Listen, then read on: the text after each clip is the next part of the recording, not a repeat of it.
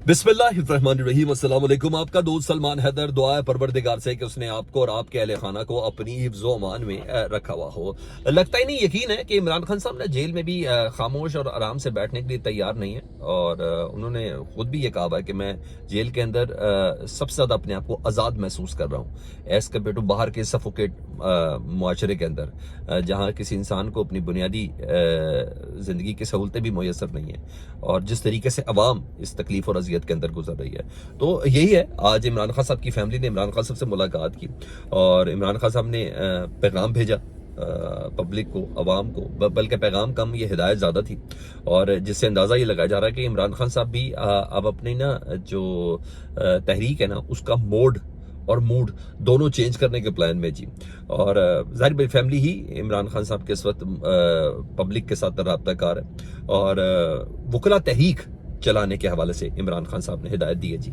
और इन अल्फाज के साथ इमरान खान साहब ने अपनी फैमिली के थ्रू आवाम को मैसेज भेजा है, और स्पेशली वकला तहरीक के सरकर्दा रहनुमा को, जिसमें हामिद खान वगैरह ये सब शामिल हैं, उनको ये पैगाम भेजा है कि पाकिस्तान जिस दौराए पे खड़ा है ना, वो एक नाजुक मोड़ है। हम निज़ाम इंसाफ की मुसलसल तबाही देख रहे हैं। ऐसा कब तक चलेगा? आइन की हिफाजत वकला और अदलिया का फर्ज है, और इस फर्ज को अदा करने के लिए आप तैयार रहें। वकला को अवाम के हकूक के तहफ़्फ़ुज़ के लिए तहरीक शुरू करनी चाहिए। जी हाँ, ये वो जुमला है जिसकी बिना पर इमरान खान साहब ने अपनी गिरफ्तारी यानी 5 अगस्त से पहले आखिरी गालबन खिताब में कहा था कि मेरे जितने मर्जी साथी गिरफ्तार कर लें, ये ना हो कि मैं पाकिस्तान तहरीक इंसाफ की जो टिकट है ना, वो ही वकला को दे दूँ। जी हाँ, इमरान खान साहब ने यही मैसेज भेजा जी कि वकला को अवाम के हकूक़ के तहफ़्फ़ुज़ के लिए तहरीक शुरू करनी चाहिए। अगर हम इंसाफ के लिए नहीं लड़ेंगे और जजेस के पीछे नहीं खड़े होंगे, तो मुल्क में आइन की बालादस्ती कैसे कायम रह सकेगी या कैसे कायम होगी? उन्हें कहा, ना ही ताकतवर हुक्मरान के खिलाफ कोई खड़ा हो सकेगा।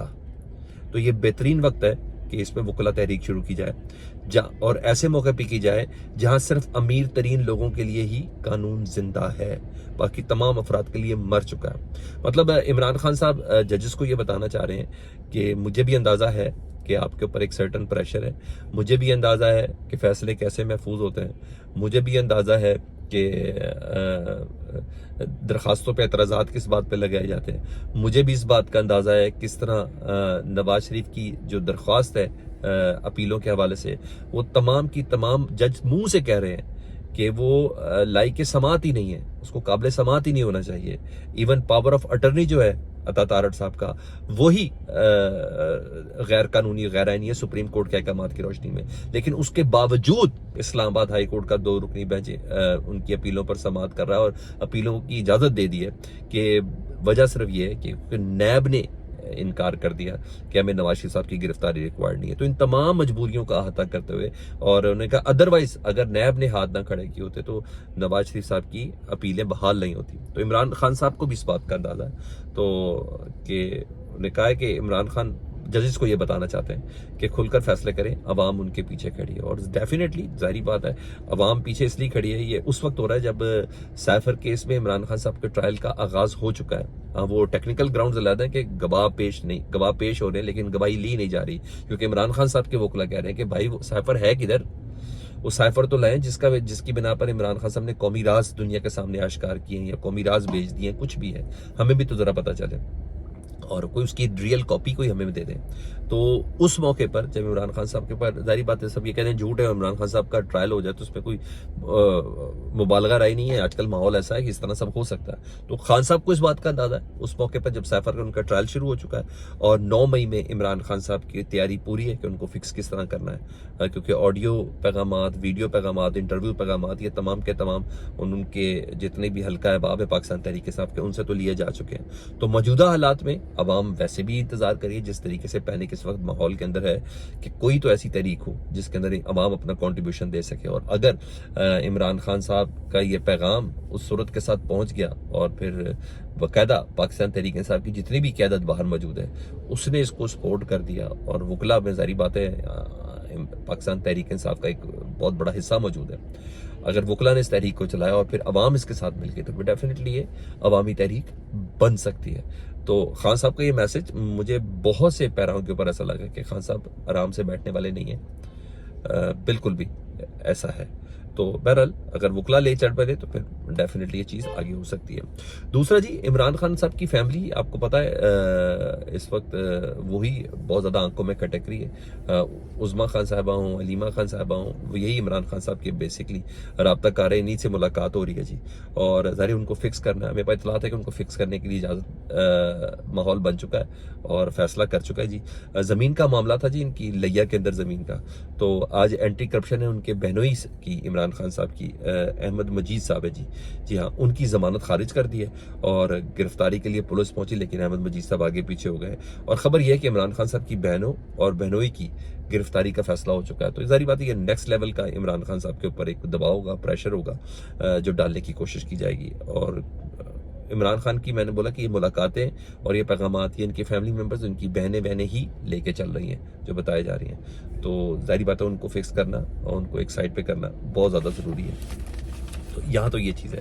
اور ادھر پشاور ہائی کورٹ سے اچھی خبر آئی ہے جی، انہوں نے پاکستان تحریک انصاف کو پورے KPK میں جی ہاں جلسے کرنے کی اجازت دے دی ہے. یعنی صوبے میں کسی جگہ پر بھی ان کو کوئی روک ٹوک نہیں ہے. پشاور ہائی کورٹ نے یہ احکامات جاری کر دیے ہیں اور پشاور ہائی کورٹ کے احکامات کے بعد اب دیکھتے ہیں پاکستان تحریک انصاف عمران خان صاحب کے احکامات، جس میں انہوں نے باقاعدہ شیر افضل وغیرہ کو کہا ہوا بھی ہے اپنے وکیل کو کہ پشاور میں یہ تحریک شروع کریں اور ورکرز کنونشن بلوائیں.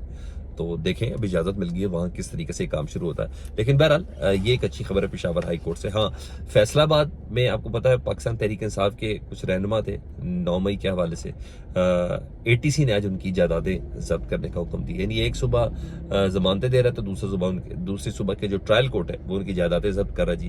فیض اللہ کا موقع ہے، ان کے بھائی ہیں، اسد معظم ہے اور ایک اقلیتی رہنما ہے، سابق MP ہیں جی ہاں، ان کی جائیدادیں ضبط کرنے کا حکم دے دیا. کامران بنگش جی ہاں، پہلے تو ایک بار پشاور ہائی کورٹ نے منع کر دیا تھا نا کہ کسی شخص کی ایک کیس میں گرفتاری تو دوسرے کیس میں اس کی گرفتاری نہیں ڈالی جائے. مگر سپریم کورٹ کے احکامات کے بعد میں نے کہا تھا کہ اب یہ پشاور اور KPK کے اندر گرفتاریاں شروع ہو جانی ہیں جی. اور یہی ہوا جی. کامران بنگا جی پہلے بھی تو پشاور میں ان کی رہائش گاہ سے ان کو گرفتار کیا گیا، پھر دیر میں ان کے خلاف FIR کاٹی گئی، وہاں سے بری ہوئے، پھر DI خان میں ان کے خلاف FIR کاٹی گئی اور آج ان کی پھر رہائی متوقع تھی اور چترال میں FIR درج کر کے ان کی گرفتاری ڈال دی گئی ہے. تو جہاں سے پریس کانفرنس نہیں آ رہی وہاں سے گرفتاری آ رہی ہے اور کہ کسی طرح کوئی بندہ ٹوٹ جائے اور پریس کانفرنس کرے. تو ظاہری بات ہے جس طرح استحکام پاکستان پارٹی میں شمولیت ہونی ہے تو پھر پرویز خٹک صاحب نے بھی بہت محنت کی ہے دوسری پارٹی بنانے کے لیے. تو یہ تمام وہ افراد تھے جو اسٹیبلشمنٹ کے ساتھ مذاکراتی ٹیم کا کردار تھے عمران خان صاحب کی، اور یہ لوگ اپنی جماعتیں بنا کے بیٹھ گئے. تو اب ان کو بھی گفٹ دینا ہے. تو اس طرح کی جو گفٹس ہیں کامران بنگش و دیگر کی شکل میں ان کو اسی لیے پریشر میں ڈالا جا رہا ہے کہ وہ ہو جائے، وہ شامل ہو جائے، کیونکہ پنجاب کے حد تک جو آل سیٹ ہے. ابھی KPK میں تو کوئی دوسری پارٹی ہے ہی نہیں، دور تک کوئی نہیں ہے پاکستان تحریک انصاف کے مد مقابل. یہ چیز ہے کیونکہ پرویز خٹک صاحب 400 کرسیاں نہیں بھر سکے تھے اپنے جلسے کے اندر، اس لیے بہت خاموشی سے بیٹھے ہوئے کہ کچھ دیں گے تو ہم کھائیں گے، نہیں تو ادروائز ہمارے پاس چبانے کے لیے بھی کچھ نہیں ہے. ادھر فیض آباد دھرنا کیس میں بڑے انٹرسٹنگ آج کی سماعت کو سم اپ کیا گیا. تو چیف جسٹس نے آف پاکستان جسٹس قاضی فائز عیسیٰ صاحب نے اٹارنی جنرل کو حکم دیا کہ کمیشن آف انکوائری ایکٹ کے تحت کمیشن بنایا جائے. یہ پورا با اختیار ہوگا، اس میں کسی قسم کا کوئی پریشر دباؤ نہیں ہوگا. یہ بتائیں کہ جو میں نے احکامات دیے تھے اس پر عمل درآمد کیوں نہیں ہوا. یہ بتائیں اس ایکٹ کے تحت اس کمیشن کے تحت یہ انکوائری کر کے بتائیں کہ یہ تمام افراد جنہوں نے اپیلوں میں گئے تھے ان تمام نے اپنی اپیلیں ریویو کی جو پٹیشن ہیں وہ کیوں واپس لیے. تو یہاں تھا ایسے موقع پہ اعجاز الحق صاحب کے وکیل نے کہا کہ ISI نے نا اعجاز الحق کا نام ویسے ہی غلط ڈال دیا تھا. اعجاز الحق صاحب کے والد سابق آرمی چیف ہیں، وہ صدر پاکستان ہے.